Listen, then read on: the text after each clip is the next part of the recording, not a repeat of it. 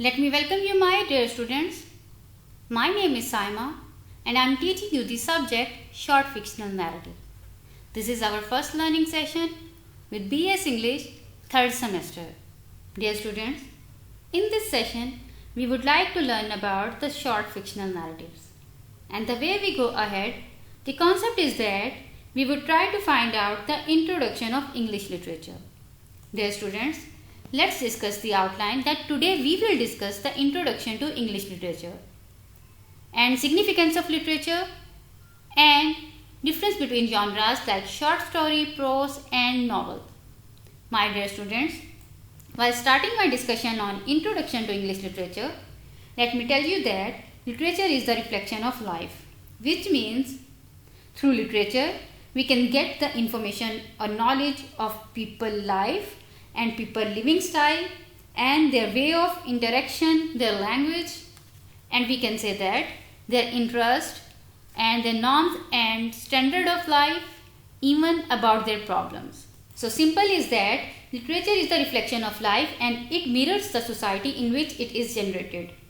So basically literature is the mirror of society because it tells about the society, means it tells about the social life of the people and their activities and the way they help each other while living in a society.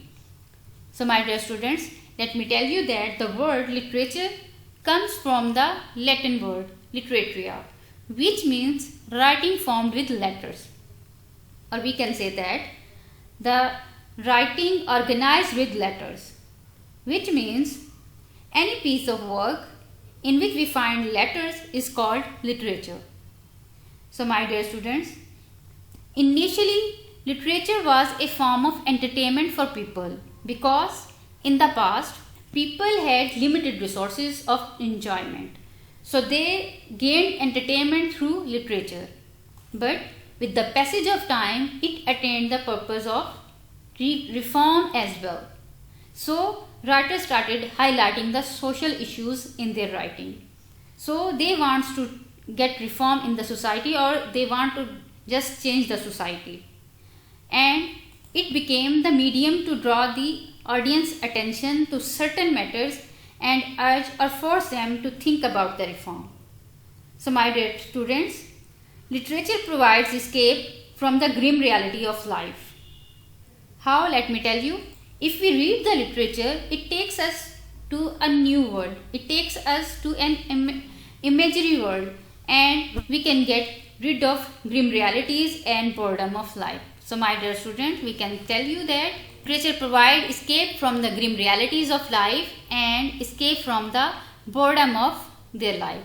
So my dear students, before I start my discussion on definition of literature, let me tell you that it is difficult to precisely define the literature. Although many scholars gave us the definition of literature, but it is necessary to tell you that we don't have a specific definition of literature because literature is constantly changed and evolving. Means literature is constantly changing and evolving, so we can say that there are different definitions of literature and all those are defined on the basis of its properties. So let's move on to the definition of literature. So my dear students, anything which is present in written form is called literature. So students, it is the simplest definition of literature. But if it is not enough to define the literature completely, we find two arguments in this definition. The first one is if only written material is called literature, then what about the literature which was produced in ancient time and was lost during wars? Because in ancient time, people practiced the storytelling method to preserve or present their piece of writing, and through this they just want to preserve their writing. So my dear students, they lost their literature during wars. So my dear students, the question is that what about the literature which we lost during wartime? Because we don't have that literature in written form. So my dear students, the correct definition should be anything which is present in written and spoken form is called literature. Now we talk about the second argument that if we talk about any piece of writing which is available in written form is called literature, so can we say the magazines or technical books or newspaper are literature? So answer is that although these exist in written form but they lack artistic taste. So the definition should be pieces of writing that are valued as works of arts, especially novels, play and poems having the artistic taste. So we can say that every piece of writing that have artistic taste is called literature.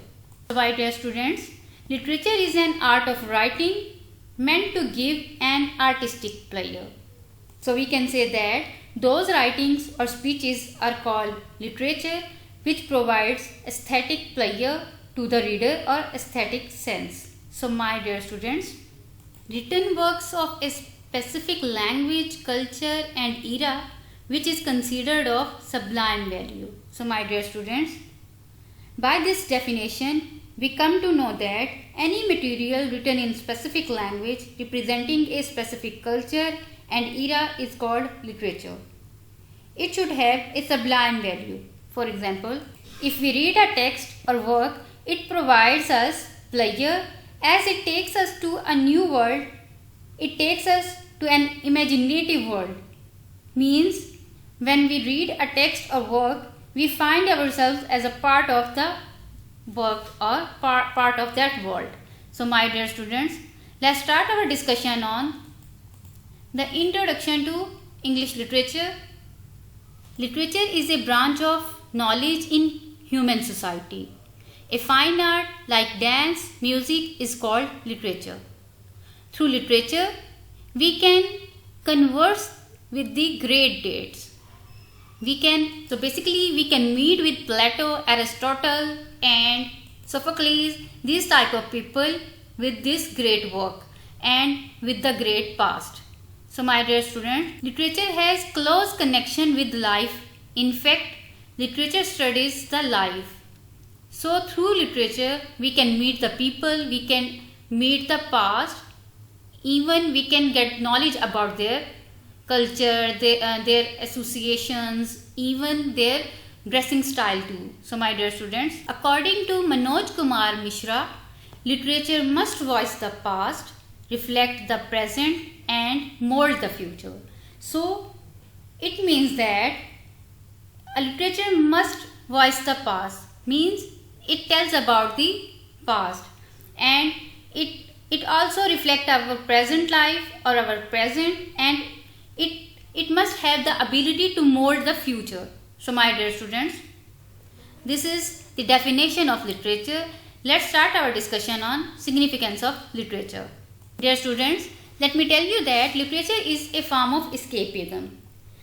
Escapism in form of, we can find out the escapism from grid realities, from boredom of life, because if we read any text or any work, we find ourselves as a part of that world, or we can say that it takes us to the imaginative world.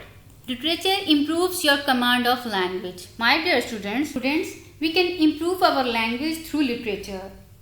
Dear students, if we talk about the Jane Austen, she didn't complete her schooling because her father was not able to afford her schooling. She studied literature and started writing. So my dear students, so we can say that literature improves your command of language. So my dear students, it teaches you about life, culture and experiences of people in other parts of the world. Let me tell you, my dear students, if we read the novel Heart of Darkness, this novel tells about the African people and their experiences and their culture, even about their lifestyle and their, we can say that, their problems. So we can say that it teaches us about life, culture and experience of people in part of the world, means where we cannot go. We can say that we are not able to go there. So my dear students, it gives you the information about other parts of the world which you may never be able to visit in your lifetime. If we talk about the literature, it tells about the ancient time. It tells about the information of ancient time, like the time of Aristotle, the time of Greek people, the time of Sophocles, the time of we can say the Plato. So it tells about that time where we cannot go.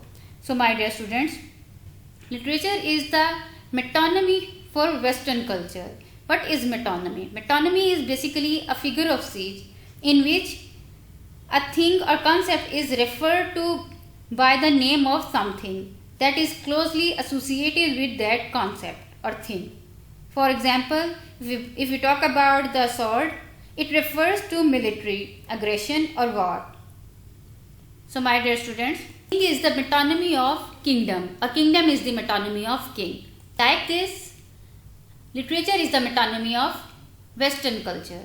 So my dear students, literature provides pleasure to listener and reader. Literature builds experience, means it gives us the experience of different culture, different religion, different customs, and the experience of different societies. My dear students, literature provides a language model for those who hears or read it. So we can say that literature builds experiences and literature provides a language model for those who hear or read it. So basically, language support all areas of language, means literature support all areas of language, arts, curriculum, writing and new vocabulary. So we can through literature we can get the new vocabulary, we can get the new if we say that new pattern, new styles of writing. So my dear students, we can say that literature supports all areas of the language, art and curriculum. So basically it is the literature that support the all areas. Through literature we can understand the language, through literature we can understand the art and the curriculums. So dear students, literature improves reading ability and attitude. If we are reading literature continuously, so it improves our ability of reading. Again, literature provides escape from grim realities of life. Through literature we can get rid of grim realities of our life. So my dear students, reading literature keeps the brain active and healthy. Literature expands a person's vocabulary, means if we are continuously reading a book, it expands our vocabulary because we are learning new language, new vocabulary in it. So reading literature improves a person's writing style. Here the writing style is also improved if we read a literature. It tells about the writing patterns, how we can write and how we can improve our writing. So literature improves a person's communication skill. If as we people know that it increase our vocabulary and it tells about that these words are used at that time and we can know that the correct use of that vocabulary. If we know these things, so it improves our communication skills. So literature encourages critical thinking. Through literature, through the reading of literature, it encourages, or we are able to think about critically, think about the literature critically. So my dear student, literature teaches readers about history. Means through literature we can understand the history, or we can get knowledge about the history. My dear students, let's start our discussion on genres of literature. So my dear students, let me tell you that what is genre. Genre is the categorization of things. This is the type of categorization in which we categorize the things on the basis of content or style. So my dear students, type of art, literature or music categorized by a specific form or content style is called genre. In other words, a style or category of art, music or literature is called genre. So genres in literature. So we find there are basic three genres of literature. Means if we talk about the genres of literature, so literature is divided into three main genres, which are poetry, drama and prose. So my dear students, if we talk about the poetry, that poetry is a form of literature that uses aesthetic and often rhythmic qualities of language. So my dear students, if we talk about the poetry, that poetry has its own features. Means poetry is written in lines and stanzas instead of sentences and paragraphs. Some poems follow strict rules. Many poems are much more free flowing. So figurative language is used in poetry. So my dear student, if we talk about the drama is written to be performed on stage in front of the audience. It contains dialogues and actors impersonate the characters.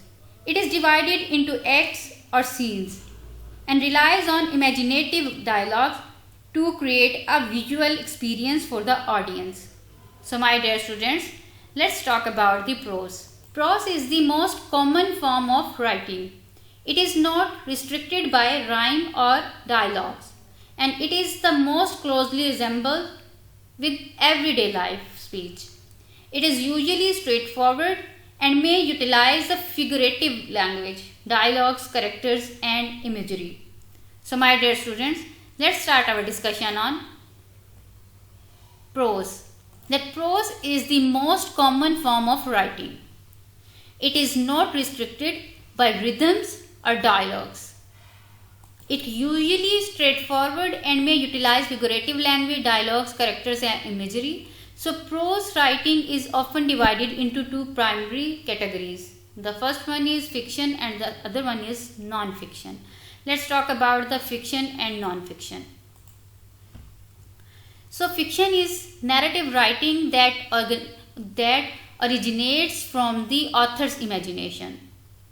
It is designed to entertain, but it can also inspire, inform and persuade. The examples of fictions are novels, novella, short story, myths and legend and fable. While non-fictions are, the non-fiction is writing that is based on true events, people, places and facts. It is designed to inform, sometimes to entertain. Basically, if we talk about the fiction and non-fiction, so the imaginative work is called fiction, while if we talk about non-fiction, it based on true events, peoples and places, in basically true facts. And if we talk about the fiction, it is designed for inspiring and information and persuasion, while if we talk about the non-fiction, it is designed to inform and sometimes to entertain. So the example of non-fiction is autobiography, biography, essays, diaries and journals and narrative non-fiction basically. So dear students, let's discuss the short story. A short story is a product of writer's imagination, and it is usually based around 7,500 words. Its main characteristic is that it tells a narrative and uses the elements of a story, means plot, characters, setting, conflict, themes. And I'm telling about some short stories like The Necklace, and the other one is The Last Leaf. So my dear students, let's talk about the novels. That like short story, a novel is essentially the product of a writer's imagination. It is a fictional prose work, usually divided into chapters. It is relatively long and often complex plot. So its story traditionally develops through the thoughts and actions of its characters. A novel is considerably long. A novelist can develop a wider range of characters and a more complex plot. So my dear students, let's take a difference between novel and short story. A short story has simple plot, while we talk about the novel, it has complex plot. A short story has one incident, while if we talk about the novel, it depends on different incidents. Short story talks about single emotion, while novels talk about many emotions. Short story talks about few characters, while novel talks about many characters. Then if we talk about the period of time, so short story covers a short period of time, while if we talk about novel, it covers many years. So the smaller word we can find in it the smaller word count, but if we talk about the novel, the larger word count. And if we talk about short story, it can be read in one sitting, while if we talk about short story can be read in one sitting, while if we talk about the novel, it cannot be read in one sitting. So let's talk about our today's lecture, that it is a quick review that we have discussed reflection of life.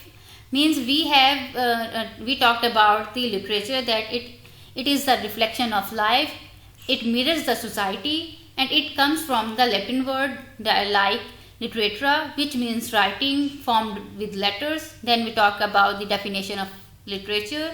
Then we discussed the significance of literature and difference between genres.